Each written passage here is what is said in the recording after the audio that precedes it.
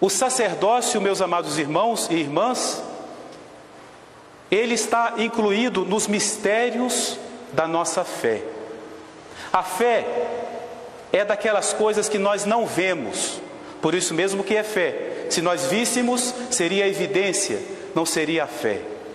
O sacerdócio está entre esses mistérios da fé. E porque nós não vemos os mistérios da fé, nós temos que refletir muito neles. Temos que aprofundar-nos neles, para que nós possamos ter a evidência daquilo que nós não vemos. Não pelos olhos, mas pela convicção que a fé nos traz. Por isso que neste dia festivo, eu convido a todos para nós aprofundarmos um pouquinho que seja o mistério do sacerdócio. Quem é o padre? Ontem uma criança me ajudou a preparar essa pregação. E nós estávamos num grupo grande de padres, de seminaristas, vários com a batina. Então o menino, vendo aquele monte de padres, ele falou assim: olha, é tudo Jesus. O menino, ao ver o sacerdote, ele falou certinho: é Jesus. E se são vários padres, é tudo Jesus, é o mesmo Jesus. Só existe um padre no mundo, só existe um sacerdote, que se chama Jesus. E todos nós, sacerdotes, participamos do sacerdócio de Jesus. Quem nos explica muito bem o que é o padre é a palavra de Deus na Epístola aos Hebreus, no capítulo 5, logo no versículo 1, a Epístola aos Hebreus diz assim: todo pontífice é tomado dentre os homens e constituído a favor dos homens naquelas coisas que se referem a Deus. Eu vou repetir: todo pontífice tomado dentre os homens é constituído a favor dos homens naquelas coisas que se referem a Deus. E eu os convido a dizer agora comigo essa passagem: todo pontífice tomado dentre os homens é constituído a favor dos homens naquelas coisas que se referem a Deus. Pronto, eu poderia parar aqui a minha pregação. Isso é o padre. A carta aos Hebreus usa a palavra pontífice.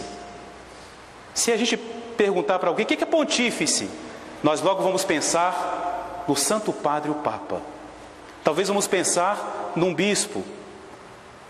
E geralmente nós não pensaríamos no padre, porque nós já fazemos uma ideia do pontífice ligando-o àquele que é o sumo pontífice.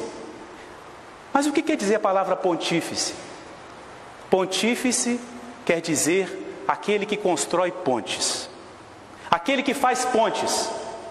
Pontifex, facere pontem, aquele que faz a ponte. Isso é o padre, isso é o senhor, Padre Rafael. O senhor não é arquiteto, mas o senhor é um construtor de pontes. O padre é aquele que faz a ponte. Para que serve uma ponte? Para unir dois extremos, para aproximar distâncias, para unir duas margens. Um exemplo muito concreto: antigamente lá no Rio de Janeiro, para a gente sair de Niterói e ir à cidade do Rio, era preciso dar uma volta imensa para poder chegar ao Rio, por causa do mar, por causa da Bahia. Até que alguém virou pontífice, fez uma ponte de 13 quilômetros, a ponte Rio-Niterói. E as distâncias diminuíram, as margens continuam. O que era o Rio continua lá, o que é Niterói continua aqui, mas agora estão próximos, porque tem uma ponte. Esse é o padre, que faz uma ponte. Só que a ponte do padre não é assim. A ponte do padre é assim, é para o alto. É uma ponte que liga a terra aos céus. E é uma ponte perfeita. É uma ponte com subida e descida. É uma ponte que liga o homem a Deus, porque o padre também é homem. Vamos chegar lá. Mas é uma ponte que liga Deus ao homem, porque o padre é Jesus e Jesus é Deus. Por isso ele faz essa ligação perfeita. Por isso a própria carta aos Hebreus vai dizer que Jesus foi ouvido por causa da sua reverência, porque ele é Deus. Então o Pai o ouve. E o pai o ouve e reconhece nele alguém da humanidade e, portanto, perdoa e abraça e acolhe toda a humanidade, porque ele faz a ponte. Essa é a essência do que é o Padre, é o construtor de pontes. Quando ele nos abençoa, quando ele nos dá os sacramentos, nós tocamos o céu. Quando o Padre Rafael daqui a pouco elevar a hóstia consagrada, ele vai fazer subir da terra aos céus, através da ponte que são suas mãos, que é o seu ministério. Ele vai fazer subir ao céu o sacrifício de Cristo, que é também o sacrifício da igreja. E ao mesmo tempo, através das suas mãos, vai descer até nós o próprio Jesus. Vai descer até nós a misericórdia de Deus, que se torna muito concreta na pessoa de Jesus. Pontífice, esse é o Padre, o que faz a ponte, o construtor de pontes. Mas a carta diz que esse pontífice, ele é tomado dentre os homens. Ele é tomado, ele é tirado, ele é separado. Mas num sentido mais profundo, o Padre, ele é escolhido, ele é preparado, ele é destinado a uma missão. E aí eu faria para o Padre Rafael uma pergunta, ou para qualquer sacerdote aqui: por quê? Por que o Senhor? Por que nós que estamos aqui, que somos sacerdotes, por que nós? É um porquê que não tem resposta. Nós não sabemos por quê. A família não sabe responder. Por quê? São 3 irmãos, por que este e não um outro? Não tem resposta. Da nossa parte não tem resposta. É o amor de Deus que escolhe a quem Ele quer. Deus pode até encontrar numa pessoa qualidades, mas não é por isso que Ele escolhe a quem Ele quer, tenha qualidades ou não. Deus não precisa das nossas pobres qualidades, Ele escolhe a quem Ele quer. E como diz o nosso amado Papa Bento XVI, Deus às vezes gosta de trabalhar com instrumentos pobres e frágeis, porque é Ele que age, é Ele que faz. Então o Padre é tomado, é o mistério da vocação, é uma escolha misteriosa. Tomado de onde? Dentre os homens, não dentre os anjos. Deus podia ter feito dos anjos os seus sacerdotes, mas não fez. O Padre é tomado dentre os homens, dentre a natureza humana, dentre as pessoas. Nós que estamos aqui, muitos de nós o conhecemos. Aqueles que foram seus alunos como coroinhas podem dizer: é o Rafael, como vocês diziam, é o Rafa. Agora tem que respeitar porque é o Padre, tem que se acostumar, não é? Mas nós o conhecemos. Seus amigos podem dizer: nós o conhecemos, sabemos onde ele mora. Os seus irmãos podem dar testemunho, os seus pais podem dizer: é o nosso filho. Os seus tios: é o nosso sobrinho, é o nosso primo, nós o conhecemos. O Padre é escolhido dentre nós, dentre as nossas famílias. Por isso que Deus dá como bênção para as famílias os filhos.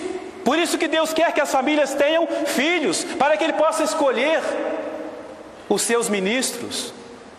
Por isso que todo jovem deve ter isso muito presente, que Deus não escolhe o sacerdote lá da lua, naquele asteroide que caiu agora, não cai padre ali não. Deus escolhe dentre nós, dentre os nossos jovens, as nossas crianças, dentre os coroinhas, dentre os homens. É daí que Deus escolhe o Padre.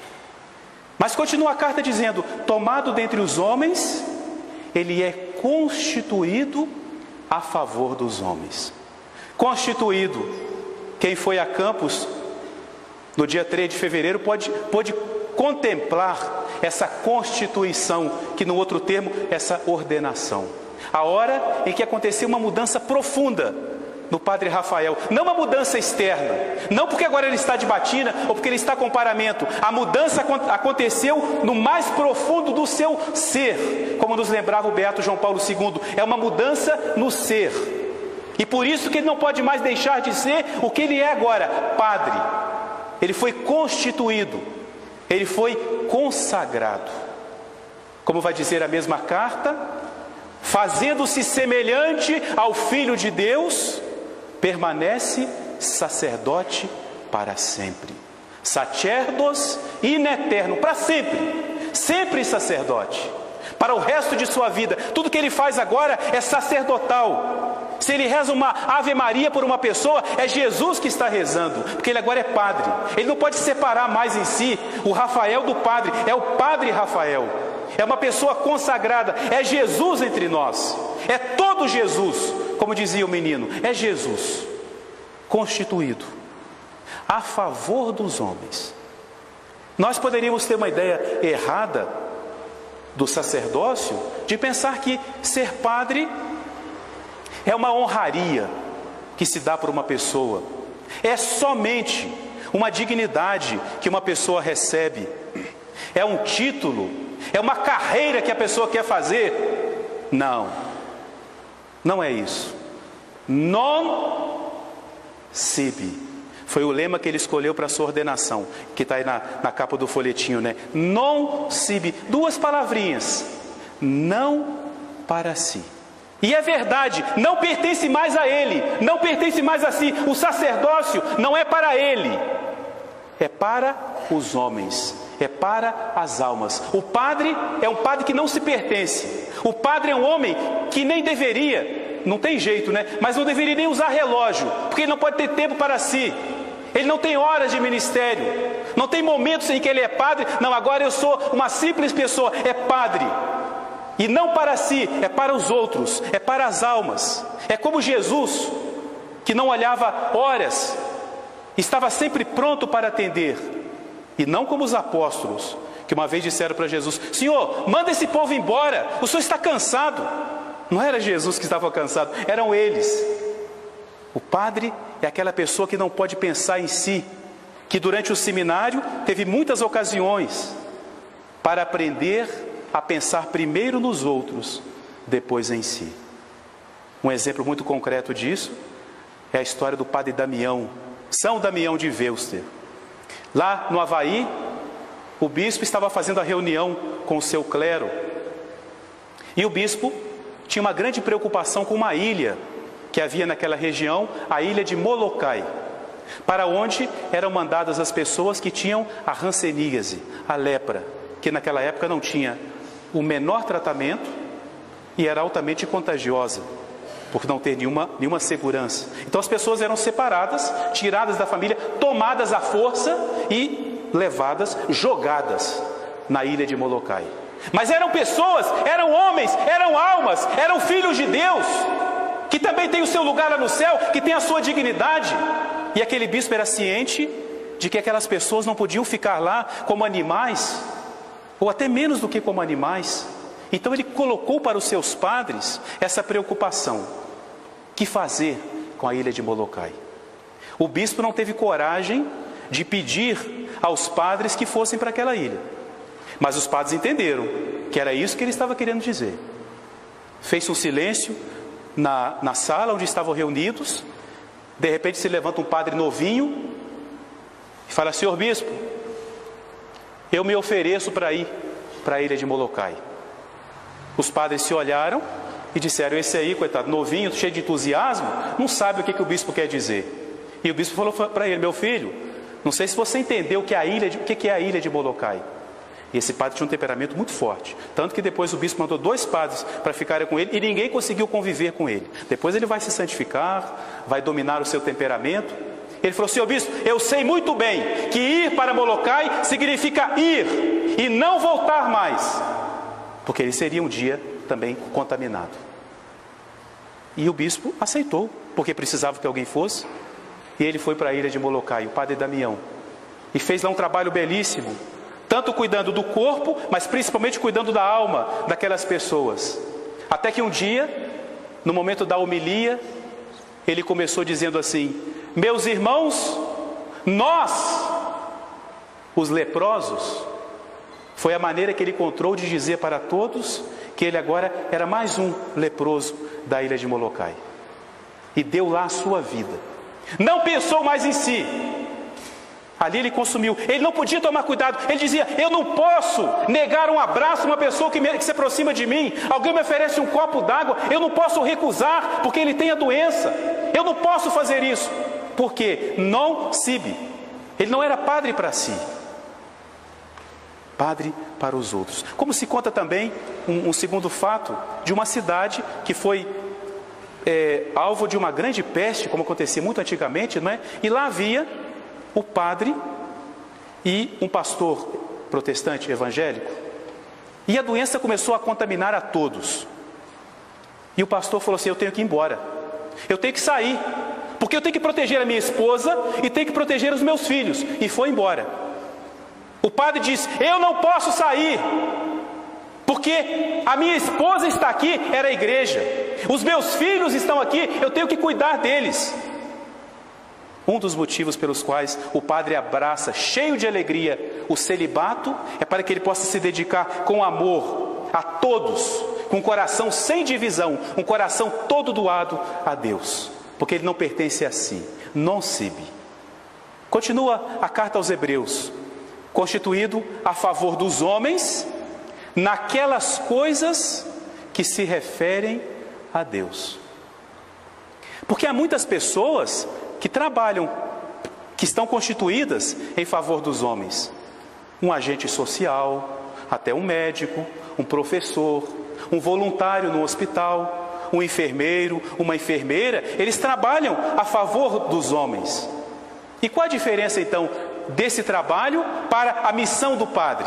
A diferença está nessa passagem, nessa afirmação: naquelas coisas que se referem a Deus. O padre é aquele que nos lembra Deus. Por isso dizia São João Maria Vianney: quando vocês virem o padre, pensem em nosso Senhor Jesus Cristo. O padre é aquele que nos lembra Deus. O padre é aquele que lembra que Deus é o nosso Pai, um Pai cheio de amor e misericórdia, um Pai que nos deu o seu Filho para nos salvar, que nos enviou o Espírito Santo para nos santificar e abrasar o nosso coração no seu amor. O padre é aquele homem que nos fala do céu. O padre é aquele que nos aponta o caminho. Tem uma coisa que padre gosta muito, que é procissão, porque é uma imagem da nossa vida, da nossa caminhada, e o padre vai à frente. E é assim que um padre entra no céu, puxando uma grande procissão das pessoas que ele vai conduzir com ele para o céu. Existe uma frase muito pesada, mas eu vou tomar a liberdade de dizer, que diz assim: o padre não se salva sozinho, como também não se condenaria sozinho. O padre não anda sozinho, o padre anda em procissão. Ou ele leva as pessoas para o mal, ou ele leva para o bem. Ele não tem direito de ficar indiferente, porque ele está constituído naquelas coisas que se referem a Deus. O padre muitas vezes tem que fazer como uma pessoa que vê uma casa em chamas e dizer: fogo, cuidado, olha o perigo. Às vezes ele tem que gritar, e ele fala em nome de Deus, por isso que ele é profeta. Profeta não é só aquele que vê o futuro, é aquele que fala em nome de Deus, naquelas coisas que se referem a Deus. Isto é agora o nosso querido Padre Rafael. E Padre Rafael, o senhor está começando, nós já estamos nessa caminhada, nós podemos dizer para o senhor e para todos: vale a pena ser separado, vale a pena ser tomado, até de certa maneira arrancado do nosso meio, até da nossa família. Vale a pena gastar as nossas forças, vale a pena doar-se para os outros, vale a pena ser sinal. O padre é luz, mas uma luz que não se mostra, uma luz que ilumina. Nós não olhamos para a luz, porque se nós olharmos, ela nos cega. Nós queremos o efeito da luz, aquilo que ela faz, que é iluminar. Vale a pena esconder-se para iluminar, como a vela que se coloca no altar, que vai iluminando, consumindo-se, e ao mesmo tempo vai consumindo-se e iluminando.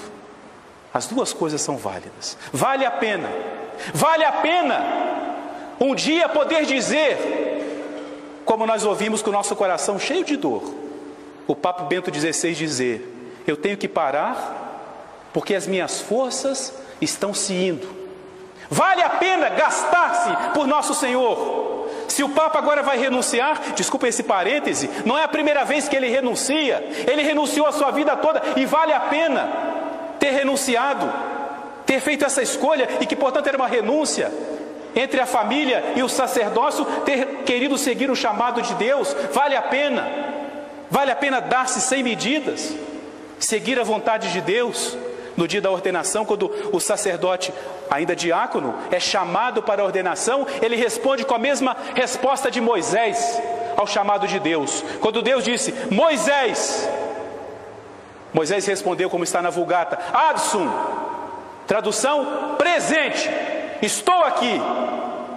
Vale a pena dar a Deus esse sim, dizer para Deus: estou aqui, envia-me para onde o Senhor quiser. Não me pertenço mais, pertenço ao Senhor.